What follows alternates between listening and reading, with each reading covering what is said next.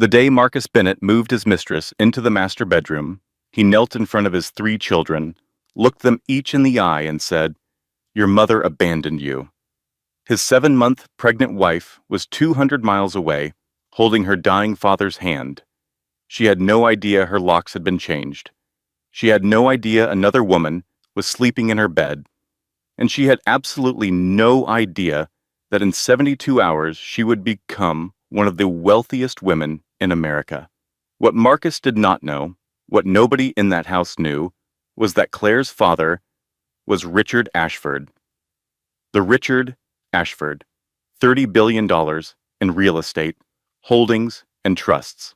And every single share, every property, every cent of that empire had just been signed over to one name, his daughter. The same woman Marcus had just erased from her own home. The same woman whose grandmother's quilt was sitting in a trash bag in the garage. The same woman whose 11-year-old son was hiding under his bed, writing down the growth chart measurements before the mistress painted over them. But here is what makes this story different from every revenge story you have ever heard. Claire did not scream. She did not call. She did not beg to come home. She buried her father. She read every document. She met with every lawyer. And then she walked into a room of 600 of the most powerful people in America, stepped up to a podium, and watched her husband's face as he realized, for the first time, who he had thrown away. And what she did next is something he will never recover from. This story will take you through 3 moments where Claire was pushed to absolute rock bottom, 2 moments where she thought she had won only to lose everything again, and one final scene that will make you want to stand up and applaud. Stay with me. Every word of this earns its place. Lesson and value statement. Here's the truth this story will teach you. Silence is not weakness. Patience is not surrender. And the most powerful woman in any room is not the one who speaks the loudest. She is the one who waits until her words have teeth. If you have ever been underestimated, overlooked, or erased by someone who should have known your worth, this story is for you. If this story hits home for you, do me a small favor. Hit that subscribe button so you do not miss what comes next. Leave a comment and tell me, at what moment did you realize Marcus had already lost everything? Was it the locks? The quilt? The speech? I read every single comment, and your answers always surprise me. Share this with someone who needs to hear it today. And if you are still here at the end, you will understand why the quiet river always cuts the deepest. I will see you in the next one. The day Marcus Bennett moved his mistress into their home, he knelt in front of his 3 children and told them their mother had abandoned them. He believed every word he said. He had been rehearsing it in the bathroom mirror for 3 days, adjusting his tone, softening his eyes, perfecting the particular expression of a man who wants to appear heartbroken while feeling absolutely nothing of the sort. And by the time he delivered that speech, in the living room of a house his wife had built with her own hands over 10 years, he had repeated it so many times that the lie had stopped feeling like a lie and had started feeling like memory. But 14 floors below, in the lobby of an office tower in Manhattan, 4 lawyers in dark suits were stepping into an elevator. They carried leather briefcases. They spoke to no one. And they were holding documents that would dismantle Marcus Bennett's entire life before dinner. But this story does not start in that lobby. It does not start with lawyers or documents or the quiet machinery of consequence. It starts 11 years earlier, with a woman who spent a decade making herself small for a man who never once noticed her actual size. If you think you know where this is going, stay with me, because you do not. The house on Willow Creek Lane in Charlotte, North Carolina, was Claire's doing from the first nail to the last curtain rod. She had chosen every color herself, warm gray in the hallways, white trim on every window. A farmhouse kitchen with butcher block countertops that she had sanded and sealed herself over a long weekend while Marcus was at a conference in Chicago. She picked the light fixtures from a salvage shop outside Asheville, drove 2 hours each way with Ethan strapped into his car seat in the back, and installed 3 of them herself before Marcus came home and asked why the dining room looked different. She had not expected him to notice. She installed the 4th one after he went to bed. The children's artwork hung in the hallway, not taped to the refrigerator the way most people did it, but framed, properly framed, in simple white frames she bought in bulk. Because Claire believed that when you frame a child's drawing, you are telling them that what they made has value. And children remember that. Ethan, age 7, had drawn a rocket ship with 6 engines and a flag on top that said Mom. Lily, age 5, had painted a garden of flowers taller than the house, in colors that did not exist in nature and were better for it.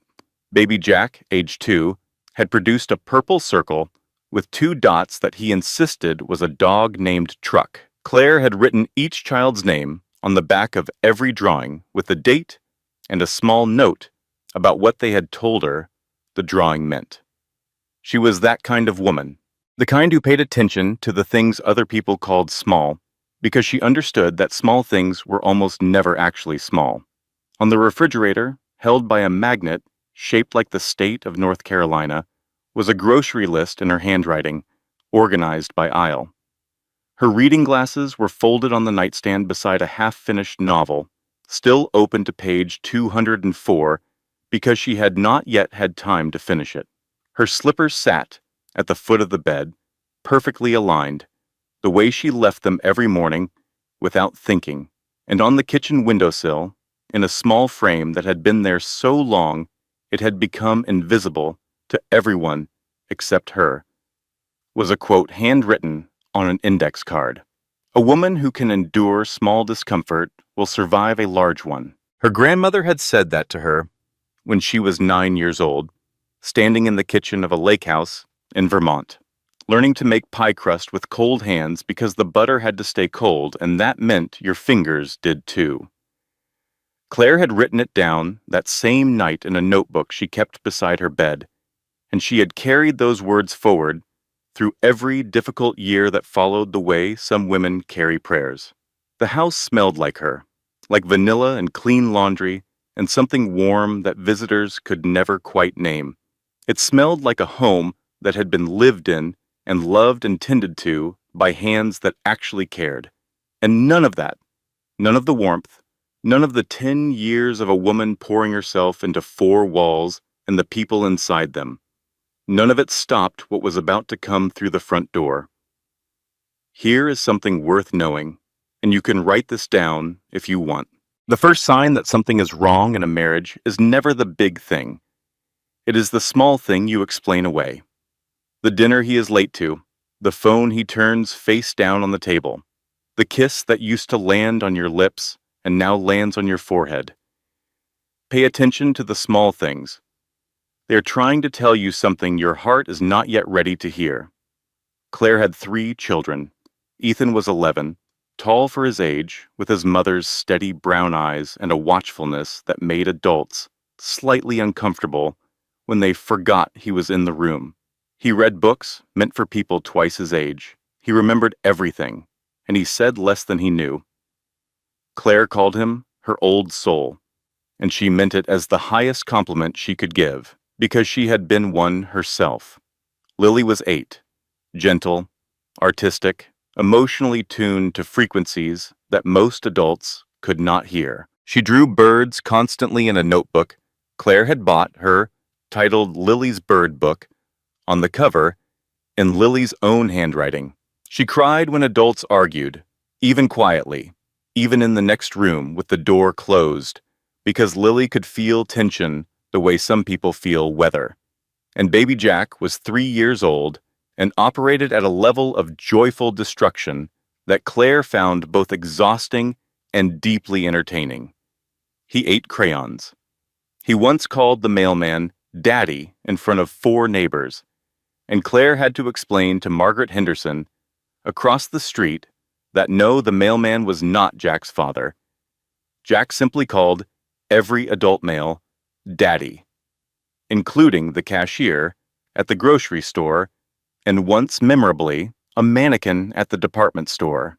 He loved his mother with the fierce, physical, non-negotiable devotion of a toddler who has not yet learned that love is supposed to be complicated. Claire was 7 months pregnant. She moved through the house with one hand resting on her belly, talking to the baby softly when she thought no one could hear.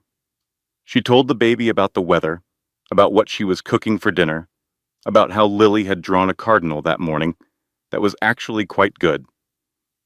Ethan heard her once, standing in the hallway outside the kitchen, listening to his mother talk to someone who could not yet answer. He said nothing. He just stood there with something old and sad in his 11-year-old eyes, and then he walked away. Claire met Marcus Bennett at a college reunion event in Boston on a rainy Thursday evening in October. He was charming in the effortless way certain men are charming, like they were born knowing how to make a room feel warmer just by standing in it. He had a wide, easy smile and a way of listening that made you feel like you were the most interesting person in any space. He was hungry and funny and ambitious in a way that felt exciting when you were falling for someone, and Claire was falling for him before the second drink was finished. When they were alone together, away from rooms and crowds and the need to perform, he was soft with her, unexpectedly tender. He brushed her hair behind her ear when she talked. He remembered what she ordered the second time they had dinner, without asking. He laughed at things she said that other people had never found funny, which is the most dangerous form of seduction there is, because it makes you feel understood.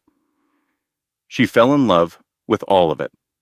The way people fall in love when they are young enough and hopeful enough to believe that what they see in the beginning is what will always be there.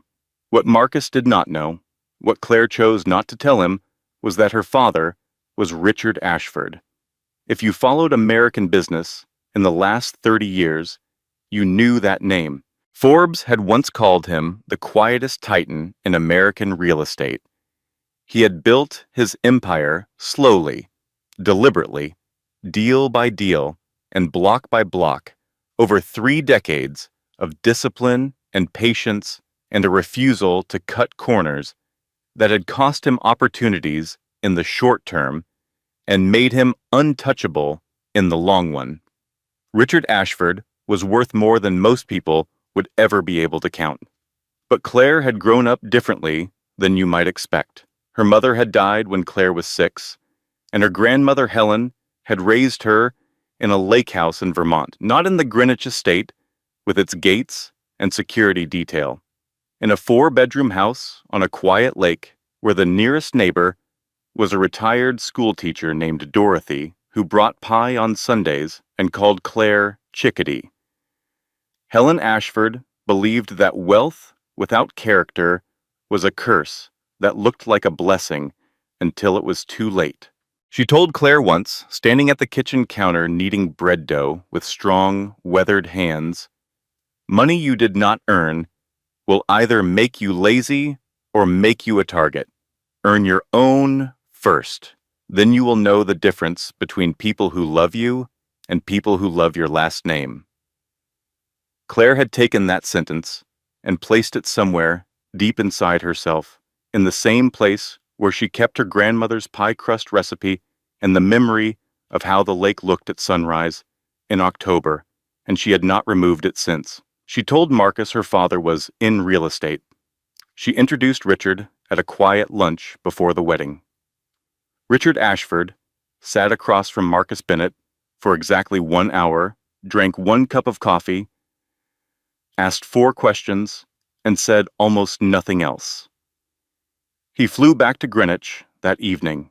That night, while Claire was washing dishes, her father stood in the kitchen doorway and said quietly, without drama, without accusation, as a simple and careful observation.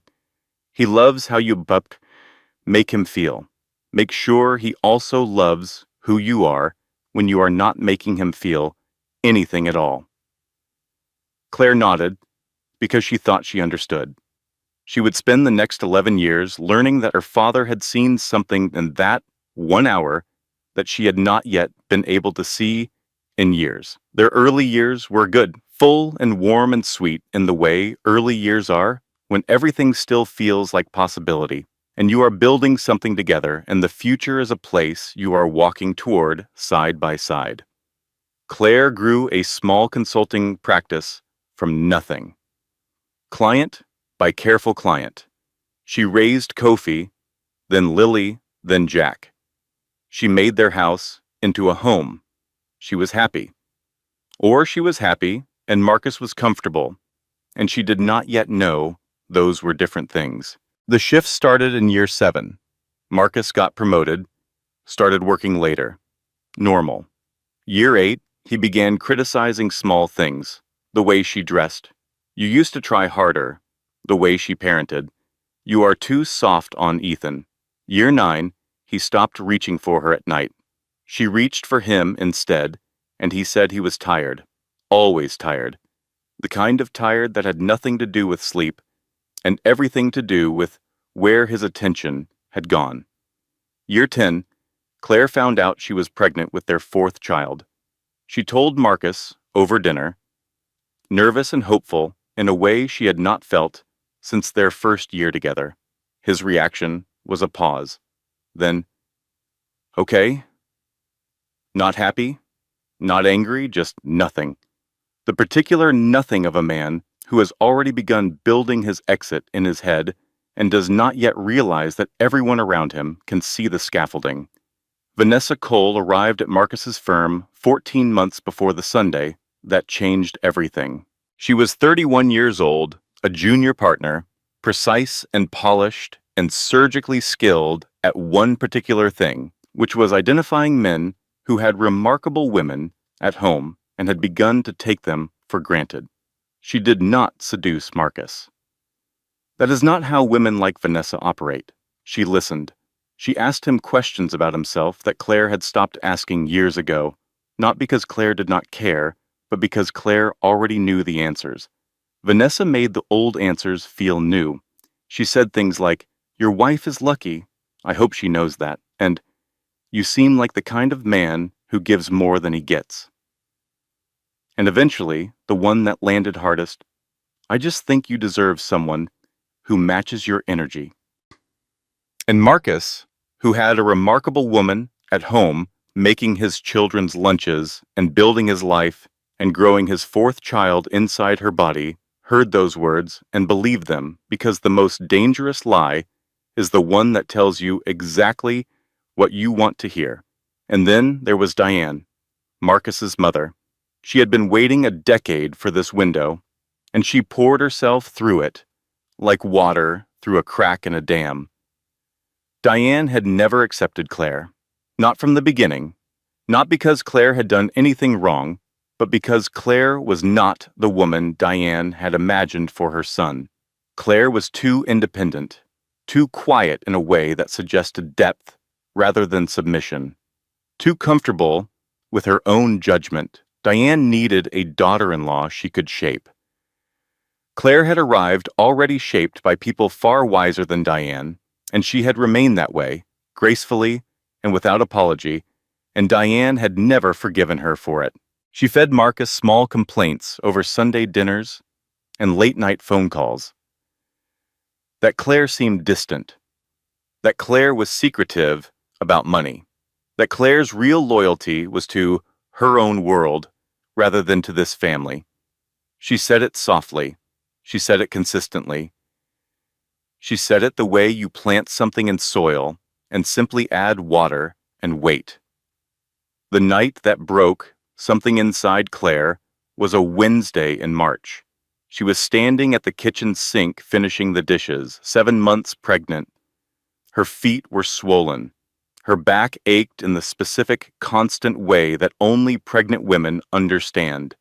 The kind of ache that is not sharp enough to complain about and not dull enough to ignore. The children were in bed. The house was quiet. Music played low from the small speaker on the windowsill, something soft and acoustic that she had put on to make the kitchen feel less empty. Marcus's phone buzzed on the counter beside her. He had stepped outside to take the trash out, leaving it there, unlocked, face up. The screen lit before she could look away. A message from Vanessa. 4 words. She does not deserve you. And then a second message, right beneath it. Come over tonight. Claire set the phone down carefully. The way you set down something you are afraid of dropping, not because it is fragile, but because your hands have suddenly become unreliable. She did not pick it back up.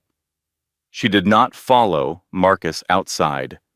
She walked to the bathroom, turned the faucet on, gripped the edge of the sink with both hands, and looked at her own reflection in the mirror. 7 months pregnant, standing in a house she had built, reading a message from a woman she had never met who was telling her husband that she did not deserve him. She counted her breaths, 12 of them. She needed something to count, something she could control, because everything else had just become uncontrollable. 12 breaths. Then she dried her face, walked back to the kitchen, turned the music off, and finished making his tea. 1 sugar, no milk. Steep for 4 minutes. She set it on the counter for when he came inside. When Marcus walked back in and saw her standing at the counter with the tea ready and said nothing, she said nothing back. He took the tea. He went to the other room, and neither of them said another word that night. When you discover a betrayal, your first instinct is to confront, to scream, to demand answers right there in the kitchen with the dishes still wet. But here is what nobody tells you. The moment you confront without a plan, you hand all the power to the person who hurt you. They get to apologize. They get to deflect. They get to cry or deny or turn it around on you. And you get to stand there, holding the grenade they threw. If you can, and I know this is hard, wait. Not forever. Just long enough to make sure that when you finally speak, your words have teeth. In the weeks that followed, Claire grew quiet in a way that Marcus completely misread. He thought it was surrender. He thought she was pulling away from unhappiness, the normal kind. The kind that either drives people to fight or drives them to silence. He did not understand that this silence was different. She stopped initiating conversations he would cut short anyway. She stopped reaching for him at night. She began making more phone calls, always stepping out onto the back porch, always speaking quietly, her voice low and steady and entirely her own. Marcus watched her, pulling away, and felt relief.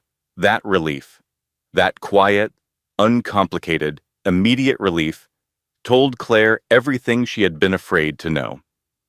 When the person you love starts pulling away, you do not feel relieved. You feel terrified. Marcus felt relieved, which meant the marriage was already over in every way that mattered. She was simply the last one to agree to the terms. The phone call came on a Tuesday afternoon. Claire was in the kitchen, making Lily's lunch for the next day, humming something she had heard on the radio that morning. Her phone rang. The caller ID said Thomas Whitfield, and Claire's stomach dropped before her brain caught up. Because Thomas Whitfield was her father's attorney, and Thomas Whitfield did not call in the middle of a Tuesday unless something was terribly wrong. Richard Ashford had suffered a massive stroke at his estate in Greenwich, Connecticut. He had been found in his study, slumped in his chair, his reading glasses still on his face. Claire moved the way she always moved through difficulty, with quiet speed and complete focus. No energy wasted on anything that was not the next necessary step. She had her bag packed within the hour. She called the school about Ethan and Lily. She prepared 5 days of meals, labeled and stacked in the freezer. She wrote Marcus a note about Jack's pediatrician appointment on Thursday, already rescheduled twice, with the doctor's number and Jack's insurance card clipped to the front of the refrigerator. Before the taxi arrived, she stood in the living room where Marcus sat watching television and told him quietly and clearly what had happened, where she was going, how long she expected to be gone. She asked him to please make sure Jack got to that appointment. Marcus kissed her forehead, said he was sorry about her father, watched the taxi pull away from the window, with one hand resting on the curtain and the other already reaching for his phone. By the next morning, he had called a locksmith. He stood in his bathrobe, watching a man replace every lock on every exterior door, and he did not feel guilty about it. He had a story in his head by then, one that Vanessa had helped him build and Diane had helped him furnish. And in that story, Claire had chosen her father's world over this one, and he was simply responding to a choice she had already made. That is the thing about a man who has been slowly convinced by the wrong people that he is the victim. He starts to believe his own version so completely that it stops feeling like a lie and starts feeling like the truth. On that Sunday afternoon, Diane arrived first. She came through the front door carrying casserole dishes and the wide, comfortable smile that had never once warmed to Claire in 11 years. She set her dishes on the kitchen counter and began moving through the house the way she had always wanted to, opening cabinets, running her hand along countertops, standing in doorways with the satisfied expression of a woman who believed she was finally in charge. Greg arrived next, quiet and awkward as always, carrying boxes from a moving van parked on the street. He tripped over the front step, caught himself on the doorframe, and muttered something under his breath. Greg was not a bad man. That needs to be said plainly. He was a man who had let the habit of staying silent in the name of family loyalty become something he could no longer easily tell, apart from cowardice. And stepping out of that moving van, wearing a silk blouse the color of dark red wine, and carrying 2 Louis Vuitton suitcases like she had already earned the right to be here, was Vanessa. She walked straight through the front door, straight down the hallway, and straight into Claire's bedroom, where the sound of hangers sliding across the closet rod drifted back toward the living room like something being quietly erased. Marcus knelt in the center of the living room, Claire's living room, the one with the framed children's drawings and the grandmother's quilt visible through the bedroom door, and the growth chart penciled on the pantry doorframe. He looked at each of his children with the particular calm that only belongs to a man who has convinced himself completely that he is doing the right thing. "Your mother made a choice," he said. "She chose her father's world over this family. She is not coming back, but I am here, and I am not going anywhere." Diane nodded behind him like a deacon confirming a sermon. Greg looked at the floor and stayed very still.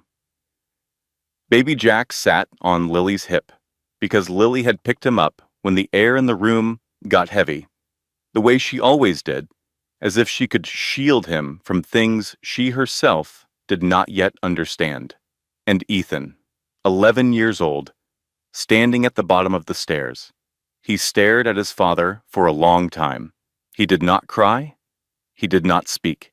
He just looked at him with those steady, measuring eyes and said absolutely nothing.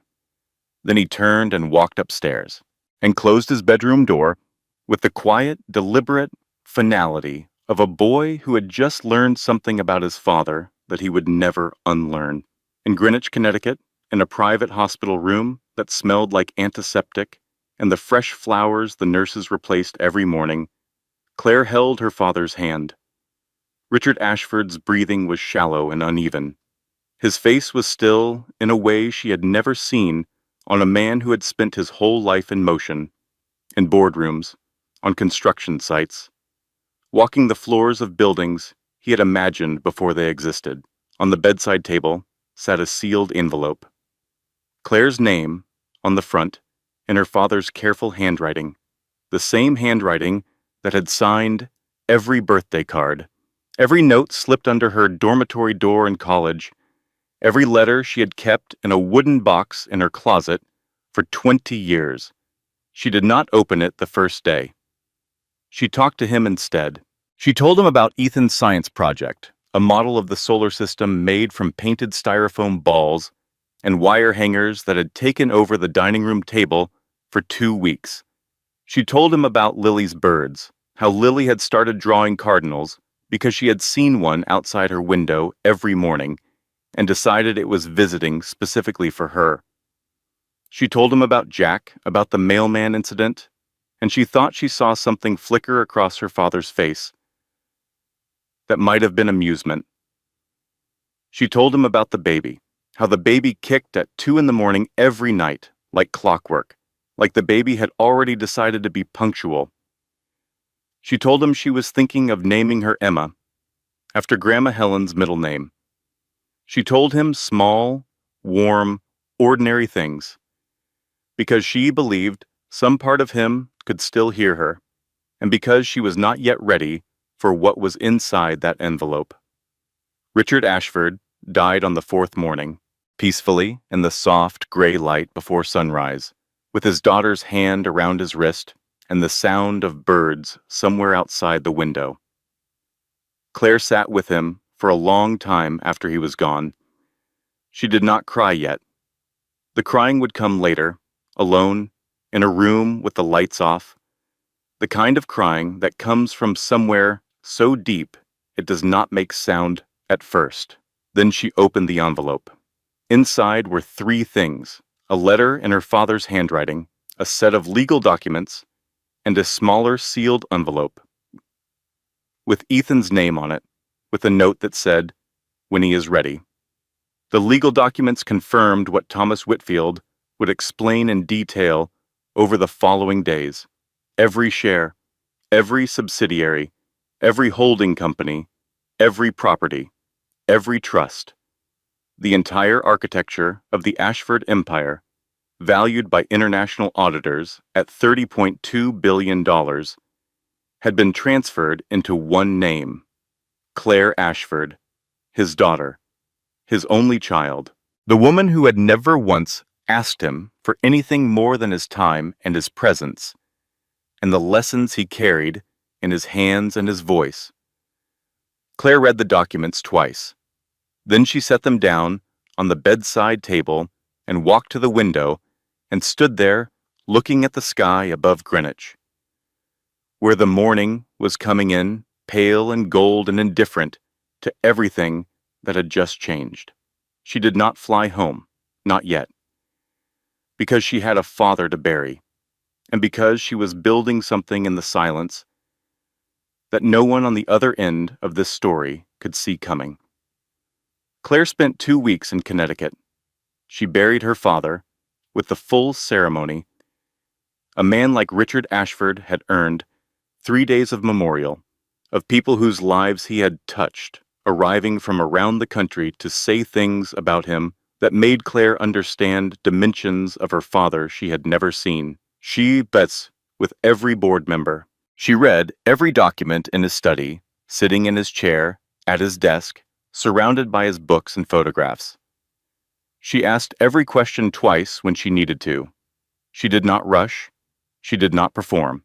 She absorbed everything her father had built over 30 years, and she let it settle into her the way her grandmother's lessons had settled: deep, permanent, unshakable. She cried exactly once. The night before she was supposed to fly back to Charlotte, she sat alone in his study, with the lights low, and held her grandmother's ring between her palms, and looked at a framed photograph on the desk. Claire at her college graduation, cap slightly crooked, laughing at something her father had just whispered that no one else heard.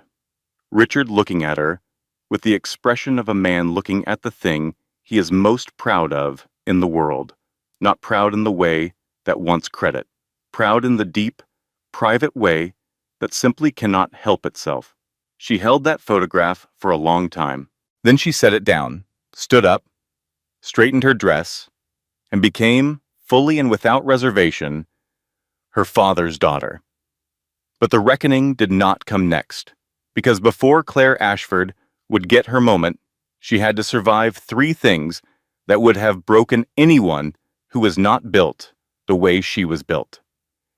And the first one came at her father's memorial service. The public memorial was held at a cathedral in Manhattan. 600 guests, senators, Fortune 500 executives, old money families, media outside on the sidewalk. Claire stood at the front in black, 7 months pregnant, and delivered a eulogy about her father that was so quiet and so precise and so full of love that the room was still for a full 10 seconds after she finished. And then Diane Bennett walked in. She had flown in from Charlotte uninvited. She approached Claire afterward in front of a cluster of guests, carrying a sympathy card and wearing the expression of a woman who has practiced sincerity in the mirror. "I am so sorry for your loss, Claire," Diane said, loudly enough for every person nearby to hear. "Marcus wanted to be here, but he has been so overwhelmed taking care of the children alone. We all have been. It has been so hard since you left."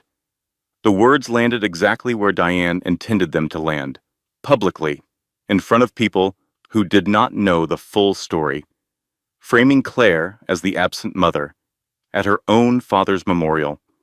Within hours, a blind item appeared on a society blog. Tech mogul's daughter, reportedly absent from family while grieving father. Sources say marriage in trouble. Claire's phone began buzzing. Friends, distant acquaintances, Marcus's colleagues, all asking if she was okay, all subtly implying she had abandoned her children. Meanwhile, back at Willow Creek Lane, Vanessa had redecorated the master bedroom. Claire's grandmother's quilt had been folded and placed in a garbage bag in the garage. Lily's bird drawings had been taken down from the hallway wall, and the growth chart on the pantry door frame, 10 years of pencil marks and dates and children's heights recorded in Claire's careful handwriting, had been painted over, just like that. A fresh coat of white paint over a decade of a mother's devotion. Ethan called Claire that night. His voice was flat, in the way that an 11-year-old's voice goes flat when he is working very hard to hold something together. "Mom, when are you coming home?" "Soon, baby, I promise." A pause. Then, she threw away Grandma's quilt. Claire closed her eyes. "I got it out of the trash. It is under my bed." Silence. A long one. "Mom, are you still there?" "I am here, baby. I am always here." Claire put the phone down. She sat on the edge of her father's bed, and she cried. Not the quiet kind. Not the kind where you wipe your eyes and keep moving. The ugly kind. The kind where your body shakes and you press a pillow over your face so no one in the next room hears you breaking. 7 months, pregnant. Father just buried. Children being told she abandoned them. Her home dismantled piece by a woman who had walked in carrying suitcases and started erasing her before the front door closed. There are moments when everything hits at once, grief and betrayal and helplessness all arriving at the same door at the same time. And the most dangerous thing you can do in that moment is make a permanent decision based on a temporary emotional state. Cry. Fall apart. Let it be ugly, but do not act until the storm passes. The storm always passes. Claire's storm passed at 3 a.m. She washed her face, she called Thomas Whitfield, and she began to plan. She thought the worst was over. She was not even close. Claire's best friend, Sophie Parker, picked her up at the airport in Charlotte on a Thursday morning and talked for the entire 40-minute drive without taking a single breath. "You have $30 billion, Claire. 30 billion with a B. You could buy his entire firm and turn it into a parking lot. You could buy the parking lot next to it and build a statue of yourself. You could..." "Sophie, I am just saying. You have options now. Extremely expensive options. Claire almost smiled. Almost. She called Thomas Whitfield from Sophie's car. The estate transfer was complete. She had an army of lawyers, unlimited resources, and the full legal weight of the Ashford name behind every document. She told Sophie she was going home to get her children. Sophie said, "Go get your babies, and then we figure out the rest." Claire drove to Willow Creek Lane. Her key did not work because of course it did not. She rang the doorbell of her own home and stood on the porch she had painted herself 3 summers ago, 7 months pregnant, and waited. Marcus opened the door. Behind him stood Diane, arms crossed, expression arranged into something she probably thought looked concerned. Behind Diane, visible through the hallway, Vanessa sat on Claire's couch, drinking from Claire's favorite coffee mug with the particular comfort of a woman who has decided that everything in sight already belongs to her. Marcus held out an envelope. Inside was a temporary restraining order, filed by Marcus, claiming Claire had abandoned the family, claiming she was emotionally unstable due to grief, claiming she posed a risk to the children's well-being, supported by a sworn statement from Diane, claiming she had personally witnessed Claire in a state of emotional distress and erratic behavior. Claire could not enter her own home. She could not see her children. She stood on her own front porch, holding a legal document that told her she was not allowed to be where she was standing. The door began to close, and through the upstairs window, she saw Lily's face pressed against the glass. Lily mouthed one word, "Mommy." Claire pressed her hand flat against the air between them. Lily put her small hand on the glass. Then Diane's shape appeared behind the curtain, and the curtain closed. Claire drove to a hotel. She sat in the parking lot for 40 minutes before she could make herself get out of the car. She called Sophie, who answered on the first ring. "Where are you? What happened?" He filed a restraining order. "I cannot see my kids." A pause so loaded it could have sunk a ship. "Sophie? I am going to need you to repeat that very slowly because I know you did not just say what I think you said. I need you. I am on my way. Do not move. Do not call him. Do not do anything. I am bringing ice cream and rage." Sophie arrived into the hotel room 40 minutes later with 3 pints of ice cream, a legal pad, and a face that could have melted steel. She sat down on the bed, opened a pint, handed Claire a spoon, and said, "Okay, we are going to eat this entire pint, and then we are going to make a list of every person who wronged you, and then we are going to figure out how to legally destroy each one of them in alphabetical order. Diane is first because D comes before M and V, and also because I have wanted to destroy Diane since Thanksgiving 2019. Claire, despite everything, laughed. The kind of laugh that comes out before you can stop it, wet and shaky and real.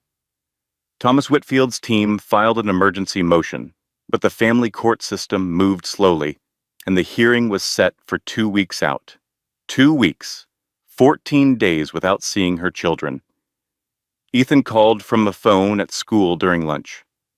"Mom, Jack keeps asking for you. He sleeps with your sweater. Lily will not eat breakfast. I am trying, but I do not know what to do." "You do not have to do anything, baby. Just be their brother. I am coming. I promise you, I am coming." She threw away your book, the one on the nightstand. I could not save that one. Pause. "But I saved the growth chart numbers, Mom. I wrote them all down before she painted over it. Every one, every birthday. I remember them all." Claire pressed the phone against her chest, closed her eyes, and breathed through it the way you breathe through labor. Controlled, deliberate, counting. If you ever find yourself in a custody situation, here is the most important thing I can tell you. Document everything. Every text message, every phone call, every interaction. Save it in 3 places: your phone, the cloud, and your attorney's office. The court does not care about your feelings, no matter how justified they are. The court cares about evidence. Be the person with the most evidence. The hearing came 2 weeks later. Thomas Whitfield's team dismantled Marcus's restraining order in 40 minutes. The judge was visibly unimpressed by Diane's sworn statement and noted that traveling to a dying parent's bedside is not abandonment by any legal definition. The restraining order was dissolved. Claire was granted temporary custody. She drove straight to the house. The children ran to her before she reached the front door. Baby Jack grabbed her legs and would not let go. Lily buried her face in Claire's shoulder and did not speak for a full minute. Ethan stood back, arms crossed, trying to be tough, until Claire opened one arm toward him, and he walked into it and stayed there. Marcus was ordered to vacate within 72 hours. Claire stood in her house that night holding her children and thought, "It is over. I have my kids. I have the estate. I will file for divorce, and this will be finished." But what Claire did not know yet was that the worst was still 48 hours away. The first blow came 2 days later. Claire collapsed in the kitchen. One moment she was pouring juice for Jack, and the next moment she was on the floor, the glass shattering beside her, juice spreading across the tiles she had picked out herself from a showroom in South End 4 years ago. Stress, exhaustion, dehydration. 7 months of carrying a baby through grief and betrayal and legal warfare without once stopping to take care of herself. Ethan called 911. He stayed on the phone with the dispatcher with a steadiness that no 11-year-old should have to possess, but that this particular 11-year-old did. He held Jack on his hip with one arm and kept Lily in the room with the other, and told the operator, "My mom is pregnant, and she fell down, and she is not moving, and I need someone to come right now, please." At the hospital, doctors stabilized Claire and the baby, but put her on strict bed rest for the remainder of the pregnancy. She could not drive. She could not attend hearings. She could barely walk to the bathroom without Sophie or a nurse hovering nearby. Marcus's attorney filed a motion within 24 hours arguing that Claire was physically incapable of caring for the children and requesting emergency custody be transferred back to Marcus. The second blow came the next morning. A Charlotte Business Journal published an article. Someone had leaked Claire's identity as the daughter and sole heir of Richard Ashford. The article was framed not as a triumph, but as a scandal. Local mother hid $30 billion fortune from husband for 11 years. Suddenly, the narrative flipped. Claire was no longer the sympathetic, abandoned wife. She was the lying billionaire's daughter who had deceived her husband. Comment sections turned vicious. Marcus went on a local podcast, booked by Vanessa, and performed the role of the bewildered, betrayed husband with the precision of a man who had finally found a stage that fit him. "I had no idea who her father was," he said, his voice cracking at exactly the right moments. "She kept that from me for our entire marriage. I do not even know who she really is. All I want is what is best for my kids." The third blow landed that same afternoon. Ethan was at school. A classmate showed him the article on a phone during lunch. The comment section was visible. People calling his mother a liar, a fraud, a rich girl who had played a con on her own husband. Ethan punched the kid, got suspended. When Claire called him from her hospital bed, his voice was different, not flat anymore, broken. "They are saying you lied to Dad. They are saying you are the bad guy. Everybody is saying it. Ethan, listen to me. Did you lie?" A long pause, the kind of pause that fills an entire room. "I did not tell your father about Grandpa's money.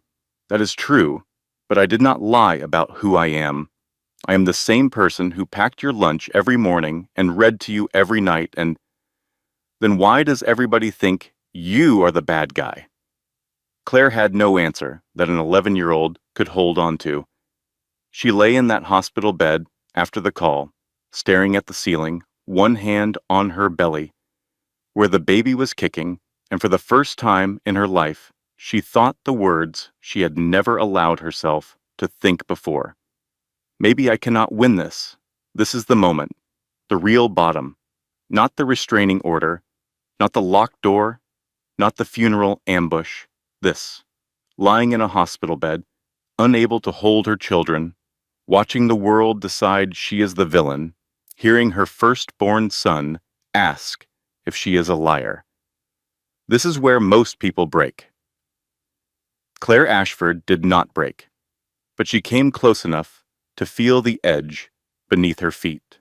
When the world turns against you, when someone else has written the story of who you are and everyone seems to believe it, your first instinct is to fight the narrative, to explain, to defend yourself publicly.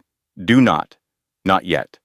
Public opinion is a wave. It crashes and it recedes, but court documents are stone. Focus on the stone. Let the wave do what waves do. The truth is patient.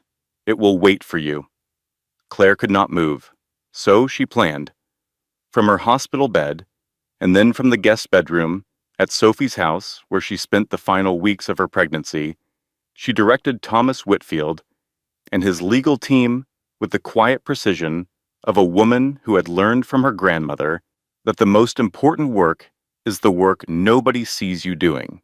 She ordered forensic accountants to trace Marcus's finances.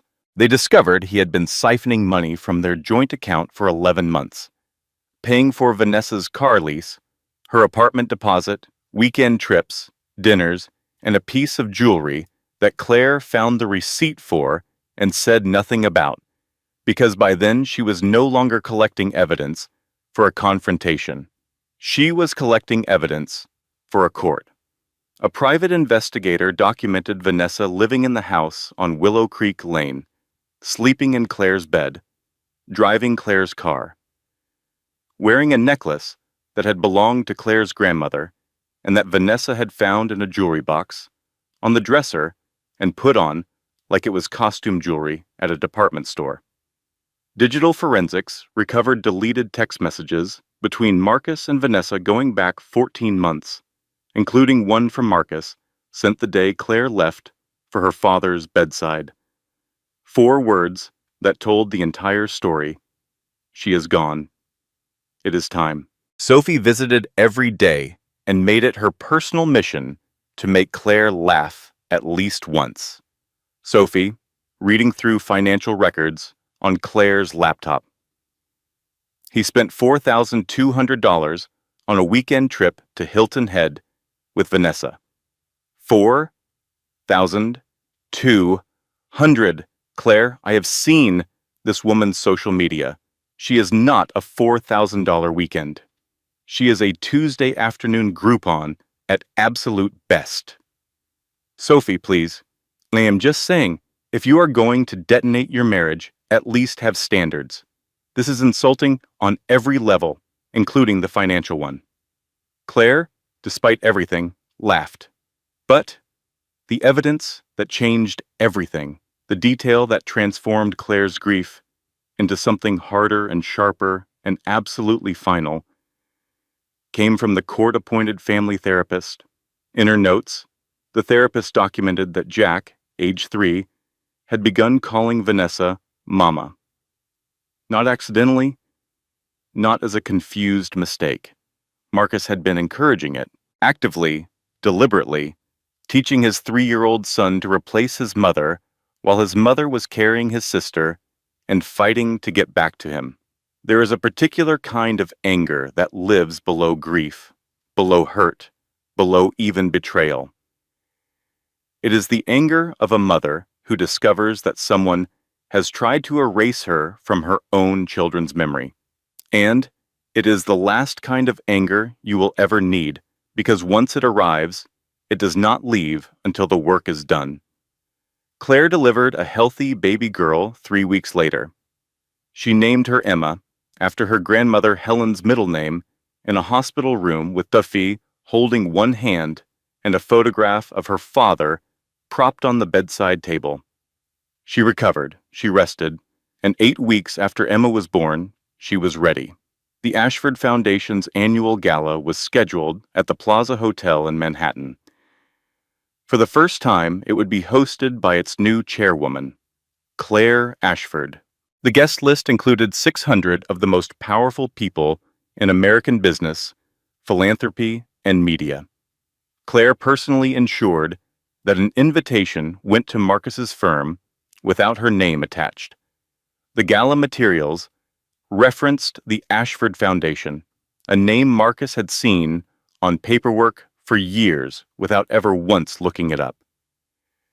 Because Marcus Bennett was the kind of man who never once searched his wife's maiden name, Sophie, helping Claire get dressed the evening of the gala, stood behind her in the mirror and said, "You are about to walk into a room with 600 people and reveal to your soon-to-be ex-husband that you are worth $30 billion while he is standing there with the woman he replaced you with. This is the most expensive revenge in human history, and I am here for every second of it." Claire adjusted her earring. "It is not revenge. Girl, it is a little bit revenge, and that is okay. Revenge dressed up in grace is still grace. It just has really good lawyers." The Plaza Hotel ballroom was the kind of room that makes ordinary people feel small and powerful people feel at home.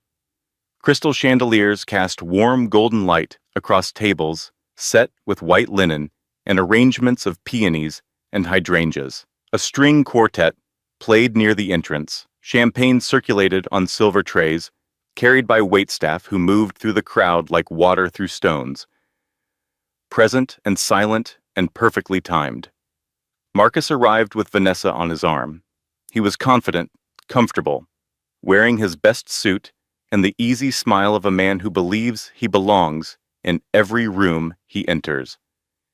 He saw his firm's name on a donor table near the back and felt small, satisfying pulse of importance. Vanessa looked polished and precise beside him, surveying the room with the sharp, assessing eye of a woman, cataloging value. Diane was there too. Marcus had arranged her invitation through the firm. She sat near the front, champagne in hand, performing the particular graciousness of a woman who believes proximity to wealth is the same as possessing it. Greg was at the bar, nursing something dark and quiet, looking, as he often did, like he wanted to be anywhere else. The host stepped to the podium, a distinguished man in a tailored suit who had known Richard Ashford for 20 years. He spoke briefly but warmly about the foundation, about its mission, about the man who had built it over 3 decades, with the conviction that the most powerful thing a father could do was raise a daughter who did not need saving. And then he said, "It is my extraordinary honor to introduce the new chairwoman and chief executive officer of the Ashford Foundation and Ashford Global Holdings." The doors at the back of the ballroom opened.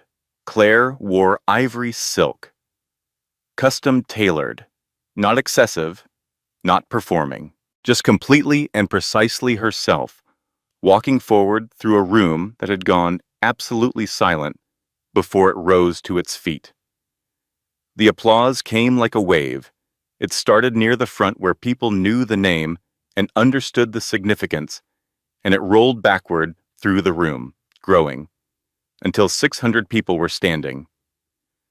Senators, CEOs, legal titans, philanthropists, the assembled elite of American business, all recognizing, even those who had never seen her face before, that something significant was walking toward that stage. Marcus's champagne glass stopped halfway to his lips. Vanessa's smile faded the way ice melts in warm water, slowly at first and then all at once, dissolving from the inside. Diane grabbed Greg's arm with both hands. Greg looked at the floor and whispered, I told you this was going to end badly. Claire stepped to the podium and looked out at the room. She did not look for Marcus. She did not need to. She spoke for 12 minutes about her father, about legacy, about what it means to build something not for yourself, but for the people who come after you. She talked about her grandmother's lake house in Vermont, about cold hands making pie crust, about a quote on an index card that she had carried for 25 years. A woman who can endure small discomfort will survive a large one. She mentioned a quilt. She did not explain whose quilt or what had happened to it. She simply said, my grandmother made a quilt that has been in my family for 40 years. It was recently thrown away by someone who did not understand its value. My 11-year-old son pulled it out of the trash and hid it under his bed because he understood what it meant, even when the adults around him did not. She paused. The room was perfectly still. That is what legacy is. It is not the money. It is not the buildings. It is the thing your children rescue from the trash because you taught them it mattered. She never once looked in Marcus's direction. She did not need to. Everyone who knew the story, and by now everyone did, understood exactly what she was not saying, and the silence where his name should be was louder than any accusation. After the speech, after the applause finally settled, and the room returned to conversation, and the string quartet resumed, Marcus crossed the floor. He moved the way a man moves when he has finally understood that something enormous has slipped away and has not yet decided whether to beg or argue. He said her name. She turned, and 4 lawyers appeared beside her with the smooth, choreographed precision of people who had been waiting for exactly this moment and were ready for it in a way Marcus could not have imagined. Thomas Whitfield, silver-haired, impeccable, 31 years of practice in his bearing, extended an envelope. Marcus took it slowly. Inside were 5 documents. The first was a divorce filing, legally airtight, fully prepared. The second was a custody arrangement, full custody to Claire, supervised visitation for Marcus, filed and approved. The third was a financial forensics report documenting every dollar Marcus had taken from their joint accounts, every payment to Vanessa, every lie converted into a line item. The fourth was a formal property notice informing Marcus that the house on Willow Creek Lane, where he had changed the locks and moved his mistress into his wife's bedroom and told his children their mother had abandoned them, was registered as a property asset of the Ashford Foundation. It had been since the deed was signed 8 years ago, a quiet gift from a father who had spent 1 hour with Marcus over 1 cup of coffee and had seen enough to make absolutely sure his daughter had somewhere to stand if she ever needed to. Claire had never needed to mention it. Until now. Marcus had 30 days to vacate. The 5th was a cease and desist letter addressed to Vanessa Cole regarding the media leak, accompanied by a note from Thomas Whitfield that read, the Ashford Foundation's legal department employs 340 attorneys. I trust this matter can be resolved without engaging all of them. Marcus stood there, in his best suit in the Plaza Hotel ballroom, with 5 documents in his hands, and for the first time in 11 years of marriage, Marcus Bennett had absolutely nothing to say. Claire looked at him, not with anger, not with triumph, not even with grief, though the grief was real and was hers and would live quietly inside her for months, the way you carry something that was valuable before it broke. She looked at him the way you look at something that used to be yours and is no longer, a full, clear, final look. Then she turned and walked away, and the lawyers closed behind her the way water closes over a stone. And the room moved on, and Marcus stood there, understanding, for the first time, what his wife's silence had always meant. What comes next is not karma. Karma sounds like fate. This is consequence, and consequence is just math. Marcus lost the house. He spent 28 of his 30 days in denial, calling attorneys who confirmed the documents were real, calling Vanessa who stopped answering, calling Diane who had opinions but no solutions. He moved into a rented apartment across the city that felt like a waiting room because he had never in his life actually built a home. He had only lived in one someone else built around him, and without her, the math of who he was came out significantly smaller than he had believed. Vanessa's departure was efficient and unsentimental. No house, no money, no status. 340 lawyers on the other side. The math did not work. She packed her Louis Vuitton bags and left without a long explanation because women like Vanessa do not explain. They calculate. During the divorce proceedings, forensic investigators discovered that Vanessa had done this before. Twice. 2 other marriages, the same pattern. She was never in love with Marcus. She was running a playbook. And Greg, standing in the driveway watching Vanessa load her car, gave a small wave that she did not return. He whispered to himself, "Yeah, that tracks." Diane left a voicemail for Claire. 4 minutes long. She mentioned God and family and grandchildren and the critical importance of forgiveness. Claire listened to every word. Then she called Thomas Whitfield and made sure the custody documentation included detailed language about the role certain family members had played in systematic parental alienation. She did not return the call. Greg sent a text. Short. "I should have said something. I am sorry." Claire read it, sat with it for a while, did not respond, did not block his number either. Because Claire had never been a woman built for hatred. She was built for precision, and there is a significant difference between those two things. But the final discovery came from her father's papers. Among Richard Ashford's private documents, Claire found a letter dated 2 years before his death. In it, Richard explained that he had hired a private investigator after that one lunch with Marcus. The investigator's report identified Vanessa's involvement 11 months before Claire discovered the text message on the kitchen counter. Richard knew. He did not tell Claire. His letter explained why. "You are my daughter. You deserve to discover the truth yourself and decide what to do with it on your own terms. I will not take that from you, but I will make sure you have somewhere to stand when you do." The house, the foundation assets, the legal structures, all of it. A father's quiet, long-distance love letter to a daughter he trusted completely. Claire read the letter once, folded it carefully, placed it in the wooden box with all his other letters, and sat in silence for a very long time, a Saturday morning, 1 year later. The particular kind of Saturday that belongs to a person who has survived something that should have broken them and did not. Claire sits at the kitchen table in the house on Willow Creek Lane. The house has been quietly restored. Her grandmother's quilt is back on the bed. The growth chart is back on the pantry door frame, repenciled from the numbers Ethan wrote down. Every birthday, every measurement, every child, and one new entry at the bottom. Baby Emma. 6 months, 26 inches. Lily's bird drawings are back on the walls. New ones too, better ones.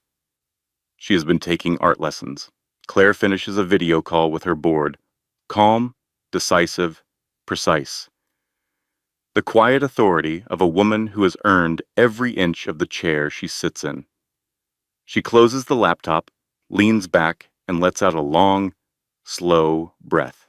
Jack runs in from the backyard carrying a flower he has ripped directly from the garden, roots and soil and all, holding it out to his mother with the expression of a man delivering something of extraordinary value. Claire looks at the flower, looks at him, and laughs. Not a polite laugh, not a careful one, A real laugh, full and unguarded, the kind that only belongs to people who have stopped performing and started actually living. Lily appears next, carrying Emma on her hip, the way she has seen her mother do it, already practicing being someone's safe place. Ethan comes last, leans in the doorframe, arms crossed, watching his mother and his siblings with something in his face that has loosened since the last time she looked at him this carefully. "You good, Mom?" Claire looks at her firstborn, her steady one. The boy who saved a quilt and memorized a growth chart and asked no questions that were not his to ask, who trusted her without needing a reason he could name. "I am better than good, baby. I am exactly where I'm supposed to be." And the truth is, she always had been. She never raised her voice. She never fought for the house. She never tried to prove her worth to a man who should have already known it. She simply waited. And when the time came, she closed the door, quietly, the way she always did. That evening, putting the children to bed, Emma in the crib, Jack asleep with one shoe still on, Lily murmuring goodnight without opening her eyes. Claire stops at Ethan's door. He is reading. "Ethan? Yeah? Your grandfather left something for you. I was going to wait until you were older, but I think you are ready." She hands him a small wooden box. Inside, a letter from Richard Ashford and a check. The memo line reads, "For the boy who saved the quilt." Ethan reads the letter. We do not hear all of it, but we hear the last line. "Take care of your mother, not because she needs it, she does not, but because the people we love deserve to know they are loved." And sometimes the strongest people are the last ones to hear it. Ethan folds the letter, looks at his mother, nods once. The exact nod of a boy who has just understood something important about the kind of man he wants to become. Claire touches his head, turns off the light, and walks down the hallway of a house that smells like home again. If this story moved you, subscribe to this channel, and tell me in the comments, when did you realize Marcus had already lost everything? I will see you in the next one. Closing disclaimer, this content was fully researched, developed, written, and manually edited by our team to deliver meaningful storytelling with real emotional depth and life lessons. Every character, every scene, and every word was carefully crafted to entertain, inspire, and remind you that your worth is never determined by the people who fail to see it. Thank you for listening.